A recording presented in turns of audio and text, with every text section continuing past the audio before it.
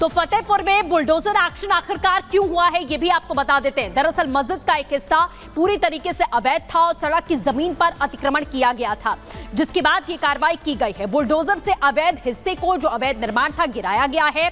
सड़क चौड़ीकरण के लिए ये एक्शन लिया गया है। पीडब्ल्यूडी ने पहले ही नोटिस जारी कर दिया था इस अवैध हिस्से को लेकर। ध्वस्तीकरण का नोटिस भी यहां पर दिया गया था, पहले ही आगाह कर दिया गया था। तो नोटिस जारी करने के बाद में पीडब्ल्यूडी की ओर से कार्रवाई की गई है।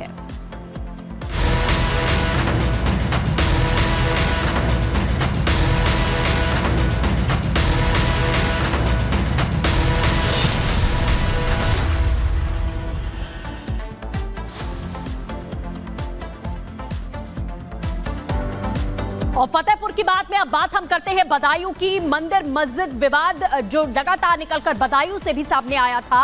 आपको बता दें कि फास्ट ट्रैक कोर्ट में सुनवाई टल चुकी है। अगली तारीख यहां पर तय की जाएगी। तो बदायूं में मंदिर मस्जिद का जो विवाद था उसकी सुनवाई टली है, ये बड़ी खबर आपको बता दें। और 17 तारीख को अगली सुनवाई यहां पर होनी है। दोनों ही पक्षों की तरफ से जो दलीलें हैं वो यहां पर रखी जाएंगी। 17 तारीख को एक बार फिर से इस मामले को लेकर बदायूं में बहस होती हुई दिखाई देगी। फास्ट ट्रैक कोर्ट में यह सुनवाई टाली गई है और मामले में अब 17 दिसंबर को सुनवाई यहां पर होगी। तो बदायूं में मंदिर है या मस्जिद है, यह सबसे बड़ा सवाल यहां पर खड़ा हुआ है। जामा मस्जिद में नीलकंठ महादेव मंदिर का दावा किया गया था।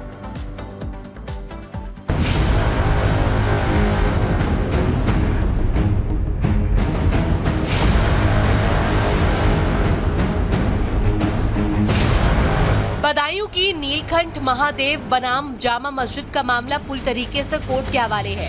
कोर्ट में दोनों पक्ष अपनी अपनी दलीलें रख रहे हैं। हिंदू पक्ष के बाद अब मुस्लिम पक्ष इस मामले में अपना पक्ष रख रहा है। मामले की अगली सुनवाई जल्द होगी। बदायूं की लोअर कोर्ट इस मामले में सुनवाई कर रही है। कोर्ट सबसे पहले ये तय करेगा कि ये मामला सुनवाई के योग्य है या नहीं। हिंदू पक्ष का दावा है कि मंदिर तोड़कर मस्जिद बनाई गई है, इसलिए अब उन्हें भी इस परिसर पर अधिकार प्रदान किया जाए। दूसरी तरफ मुस्लिम पक्ष का दावा है कि ये पूरा मामला सुनने लायक ही नहीं है। अब आपको इस मामले पर पूरी जानकारी देते हैं। दरअसल बदायूं के सनातनी लोग दशकों से इस मामले को तमाम मंचों पर उठाते रहते हैं। आखिरकार हिंदू पक्ष इस मामले को लेकर के कोर्ट के दरवाजे पर पहुंचा। सबसे पहले 2 सितंबर 2022 को बदायूं सिविल कोर्ट में याचिका दाखिल की गई। भगवान नीलकंठ मंदिर की तरफ से हिंदू पक्ष ने याचिका दाखिल की। याचिका में मस्जिद कमेटी, एएसआई, डीएम समेत कई लोगों को पार्टी बनाया गया। याचिका में दावा किया गया है कि जामा मस्जिद की जगह पर नीलकंठ महादेव मंदिर था। तत्कालीन शासकों ने मस्जिद निर्माण के दौरान मंदिर तोड़कर शिवलिंग को हटवा दिया था।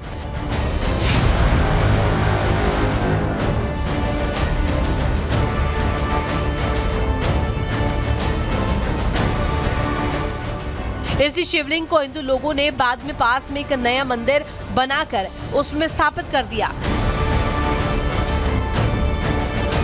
बदायूं में नीलकंठ महादेव मंदिर या शमसी जामा मस्जिद के अस्तित्व को लेकर छिड़ी बहस कोर्ट तक पहुंच गई है। हालांकि कोर्ट में पिछली 3 तारीख को इस पूरे मामले में सुनवाई हुई, जहां इंतजामिया कमेटी द्वारा जो कि मुस्लिम पक्ष था उन्होंने अपना पक्ष रखा, वो पक्ष पूरा नहीं हो पाया, जिसको लेकर आज 10 तारीख कोर्ट ने मुकम्मल की। आज भी वो बहस जो है वो की जानी थी, लेकिन कंडोलेंस के चलते, क्योंकि एक सीनियर वकील का देहांत हो गया, जिस कारण कोर्ट बैठी नहीं। तो अगली तारीख अब इस पूरे मामले में 17 दिसंबर दे दी गई है।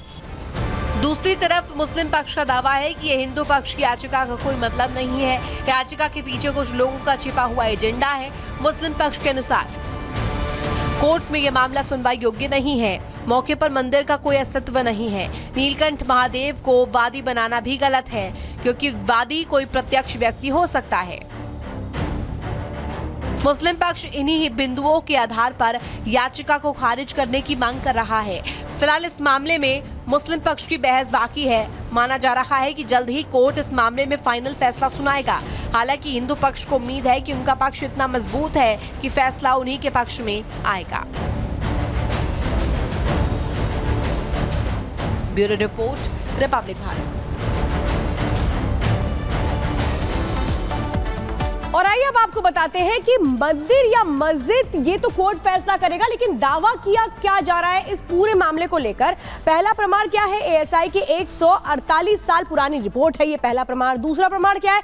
सरकारी गैजेट में भी इसके सबूत मिले हैं कि वहां पर मंदिर होता था।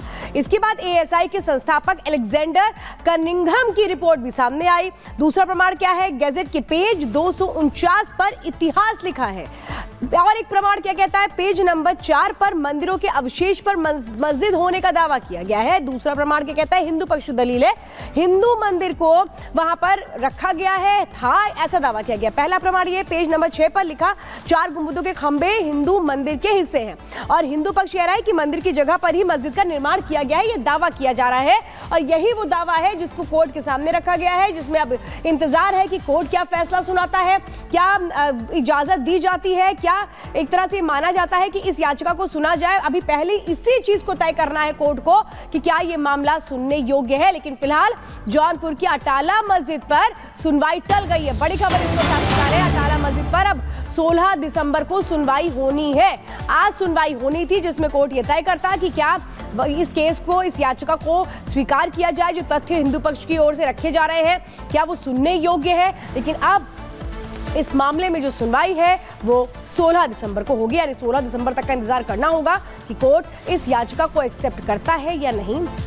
क्या कोर्ट मानता है ये सुनवाई योग्य है, क्योंकि हिंदू पक्ष ने जो तमाम तर्क दिए हैं, जो सबूत रखे हैं कोर्ट के सामने, कोर्ट से यही उन्होंने उस याचिका के जरिए अपील की है कि इस मामले में कोर्ट सुनवाई शुरू करे। अब कोर्ट इस मामले में सुनवाई शुरू करता है, इस याचिका को एक्सेप्ट करता है, क्या कोर्ट उन सबूतों को भी मानता है, ये देखने वाली बात होगी।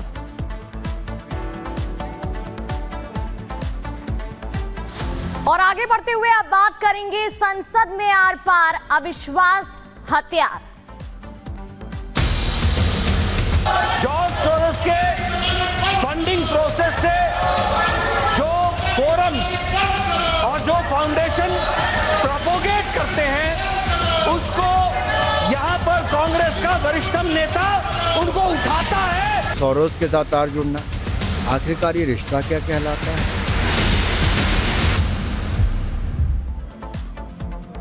और संसद में शीतकालीन सत्र का 11वां दिन है। लगातार कई मुद्दों पर आर पार संसद में देखने को मिल रही है। सोरोस का मुद्दा लगातार गूंजता हुआ नजर आ रहा है, जिस पर इंडी के पास कोई जवाब ही नहीं है। एक रिपोर्ट आपको दिखाते हैं।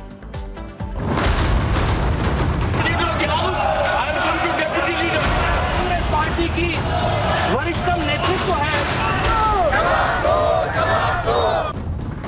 अमेरिकी अरबपति जॉर्ज सोरोस को लेकर भारत में सियासत गर्म है। सड़क से संसद तक बीजेपी ने कांग्रेस के खिलाफ मोर्चा खोल रखा है, और बीजेपी के हमलों का तोड़ कांग्रेस निकालने में कामयाब नहीं हो पा रही।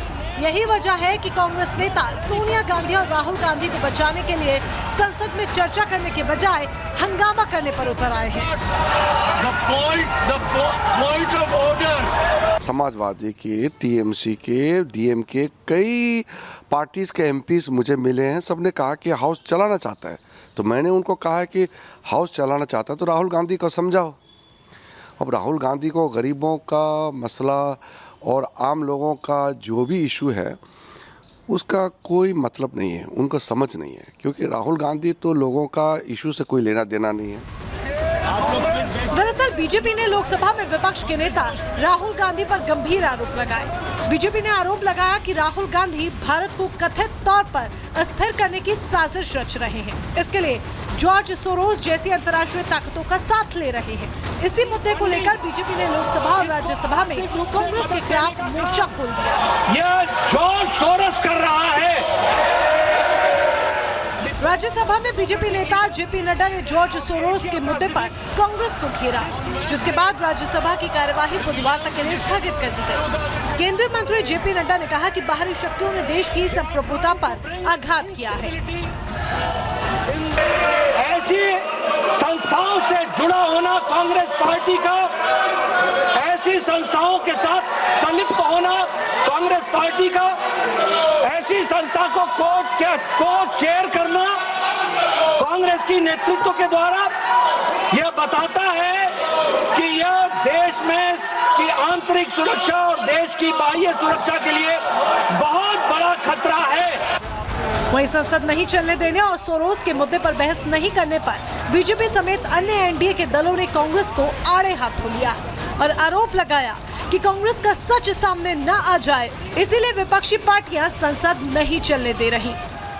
विपक्षी दलों के आरोप में बिल्कुल तथ्य नहीं है। सरकार तो हाउस चलाना चाहती है, सरकार लोगों का पैसा बर्बाद नहीं करना चाहती है, सरकार अपोजिशन का सुझाव लेकर डेवलपमेंट में और भी कोई नई कदम उठाना चाहती है, लेकिन विपक्षी दल रोज हंगामा करके क्वेश्चन और मतलब नहीं होने दे रहा है, बाकी डिस्कशन नहीं हो रहा है। तो इसी तरह का बर्ताव करना ठीक नहीं है। लोकतंत्र को धोखा पैदा करने का हम ये लोग कर रहे हैं।